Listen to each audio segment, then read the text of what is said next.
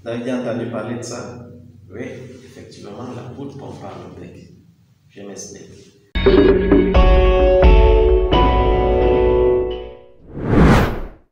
Avant d'entrer dans le vif du sujet, moi c'est Amadou Adama Lamino. Je suis ingénieur en production animale installé au Nord Cameroun. Pour ceux qui me regardent pour la première fois, si vous êtes nouveau, je vous conseillerais de vous abonner, de liker, de partager pour ne pas perdre nos prochaines publications.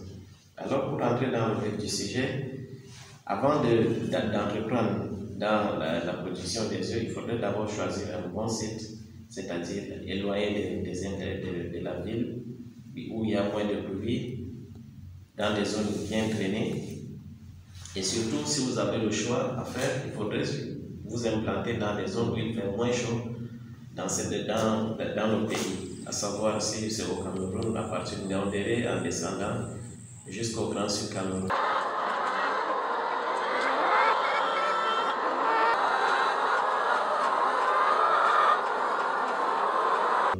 Mais si vous voulez faire dans le Grand Nord, aller jusqu'à l'extrême Nord, c'est possible, mais vous allez dépenser énormément d'argent dans la gestion du stress thermique. Parce que la température, il faut avouer, dans cette partie du Cameroun, varie entre 40 et 45 degrés à l'ombre.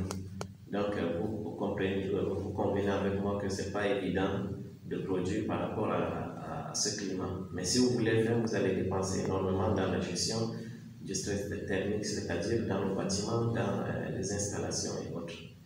Alors, imaginons, supposons que vous êtes dans une zone où vous n'avez pas beaucoup de problèmes de température. Donc, il faudrait, après avoir choisi un bon site, il faudrait avoir une bonne capacité de stockage de matières premières, surtout le maïs. Parce qu'il faut reconnaître que le maïs, il fait au moins 60% de la composition de l'aliment des poules. Et pour ce faire, non seulement il y a la compétition avec les humains, et il y a aussi la variance dans le marché. Parfois, il n'y a pas de maïs, la disponibilité n'est pas là, et même si elle est disponible, parfois il y a le taux d'humidité plus élevé dans ce maïs, et beaucoup ne comprennent qu'un seul langage. L'aliment de bonne qualité et en quantité suffisante pour vous donner ce qu'on appelle l'œuf.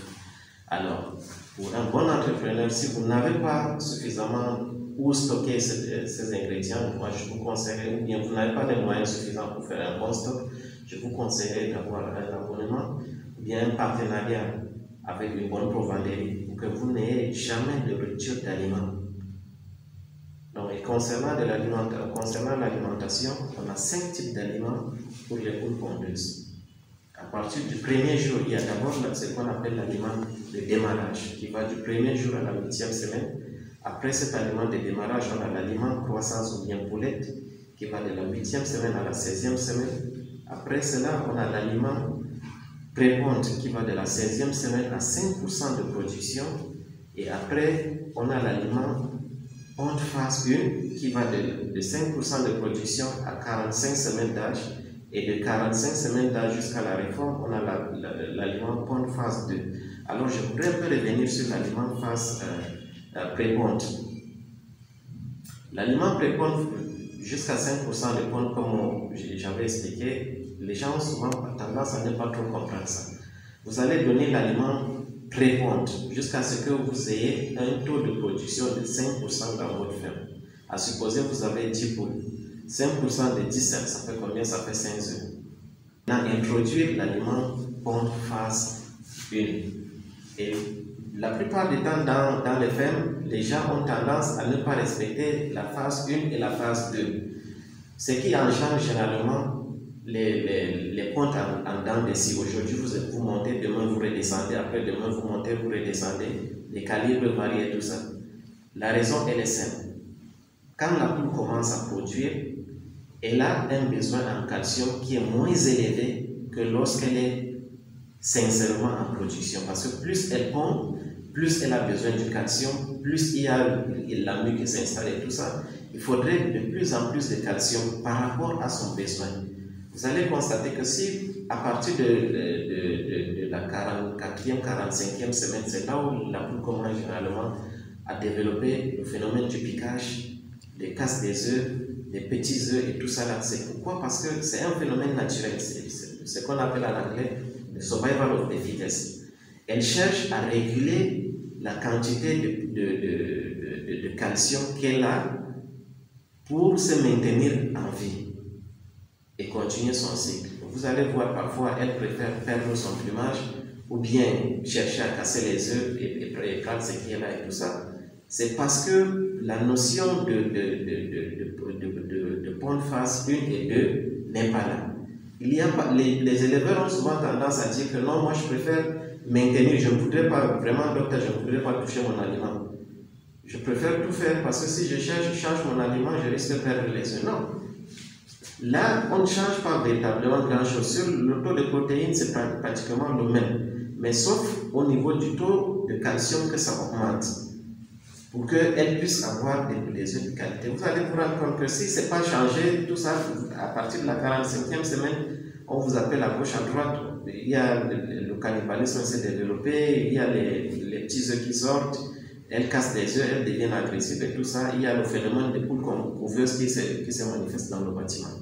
Alors, il faudrait vraiment maîtriser le système alimentaire de vos poules pour avoir des bons œufs. Deuxièmement, il y a une chose que les éleveurs ignorent, beaucoup surtout les petits éleveurs. Une fois les poules entrées en production, ils oublient carrément qu'il y a, je rappelle, de la Newcastle et de la bronchite infectieuse qui doit se faire tous les trimestres pour pouvoir stabiliser la poule et éviter les infections respiratoires. Le calibre des œufs, parfois, quand vous voyez ça diminue, ça augmente de volume, le coquille, la couleur de la coquille change, tout ça, c'est des infections respiratoires qui causent ça. Et il y a aussi le problème des parasites internes qu'il faudrait déparasiter. Il faudrait déparasiter les poules tous les 45 jours. Et de grâce, quand vous allez dresser votre programme de prophylaxie, je conseillerais pour éviter la résistance. Chaque déparasitage, il faudrait changer de molécule au prochain déparasitage. Et avant et après chaque déparasitage, il faudrait songer à donner un anti-stress à ces poules pour que vous n'ayez pas de problème. Parce que tout cela, ce sont des facteurs de stress. Donc, toujours avoir dans votre box, dans la ferme, un anti-stress. Parce que le stress, il vient de partout.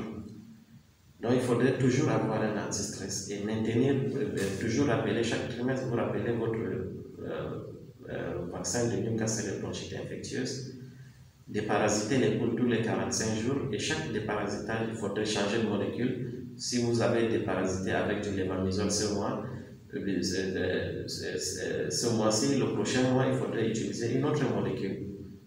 Donc, pour éviter de développer des résistances dans la ferme. Et en dehors de ça, il faudrait ramasser les œufs au moins 3 fois dans le bâtiment. Parce que plus il y a présence des œufs dans le bâtiment, plus les poules sont en contact avec ces œufs, plus d'autres vont développer le système de poules couveuses dans l'espoir qu'après un temps, elles vont avoir des poussins. Et ce phénomène, il n'est pas sollicité dans une ferme de production des œufs de table. Parce que plus les œufs restent là, plus la poule va chercher à couver les œufs. Et celle qui va chercher à couver les œufs va cesser de pondre. Et en plus de cela, d'autres, parce que le pondoir il est plein, elles vont chercher où pondre les œufs. Elles n'auront pas le fait de se déplacer, elles commencent à casser les œufs. Et une fois cette envie, ce goût salé des œufs entre dans le bec, alors c'est la catastrophe. Elles vont finalement chercher à casser. Au lieu de vous pondre les œufs, elles vont plutôt chercher à boire les œufs qu'elles vous ont déjà produits. Donc il faudrait ramasser les œufs minimum 3 fois par jour. Si vous pouvez aller à 4 fois, c'est bien. Là, c'est surtout quand c'est des pondoirs standards, comme ce que nous avions ici. Mais si c'est dans des bâtiments en batterie ou bien des bâtiments au sol, mais avec des pondoirs automatiques où la poule n'est pas en contact avec ses œufs, là, vous allez vous organiser à combien de fois vous allez faire sortir les œufs. Là, il n'y a pas de problème. Mais si c'est l'élevage au sol avec des pondoirs standards en planche, l'idéal serait de ramasser 3 à 4 fois par jour. Avec ça, vous maintenez les poules de telle sorte qu'elles n'ont pas de stress. Elles ont un stress vraiment minimum dans la ferme. Donc, avec ça, vous devez avoir une bonne production des œufs et des bonnes poules à la réforme. D'autres éleveurs vont vous dire, je préfère, au lieu de changer l'aliment de la bonne phase 1 à la phase 2, ils préfèrent plutôt maintenir les poules à partir de la 45e semaine, maintenir les poules avec des additifs minéraux dans l'eau de poisson. Mais ça coûte cher et ça prend aussi du temps. Parce que vous pouvez, l'éleveur peut facilement oublier, le volaille peut facilement oublier de mettre là et ça vous cause des problèmes. Donc avec ces astuces, si vous maintenez tout ça, vous allez vous rendre compte que vous arrivez à l'âge de la réforme, les poules vous donnent, vous avez peut-être un taux de 70 toujours, 70% de production et des belles poules à la réforme, vous allez vous faire de l'argent. Donc respectez ces petits protocoles et vous allez voir que produire les œufs, ce n'est pas sorcier, ce n'est pas du mokoyen et vous vous remplissez les poches. Alors si ce petit conseil vous a été utile, je vous demande de laisser un commentaire. S'il y a des points d'ombre, écrivez-nous via WhatsApp ou bien laissez un commentaire en dessous. Nous allons vous répondre et en faisant cela, ça nous permet de nous améliorer et ça nous permet aussi de partager ensemble pour plus de visibilité dans la chose. Sur ce, je vous souhaite un bel après-midi et à très bientôt. Merci.